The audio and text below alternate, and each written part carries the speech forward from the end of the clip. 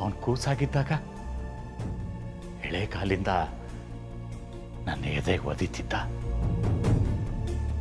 ಒಂದು ಕಾಲನ ನಿವೃತ್ತಿಯಿಂದ ಮುತ್ತು ಕೊಟ್ಟು ಸಂತೋಷ ಪಡ್ತಿದ್ದೆ.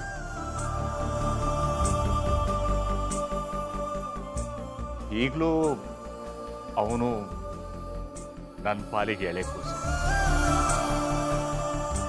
ಅವನು ನನ್ನ ಎದೆಗೊದ್ದು ತಲೆ ಮೇಲೆ ಕಾಲಿಟ್ಟು ತುಳಿದ್ರು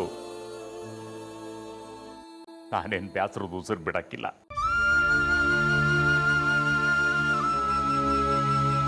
ಥ್ಯಾಂಕ್ಸ್ ಮಾವ. ನಿಮ್ಮ ಮೇಲೆ ನಂಬಿಕೆ ಇಟ್ಟು ರಂಗೇಗೌಡರು ಇಷ್ಟಕ್ಕೆ ವಿರುದ್ಧವಾಗಿ ನಿಮ್ಮನ್ನ ಈ ಮನೆಯಲ್ಲೇ ಇರಿಸ್ಕೊಂಡೆ.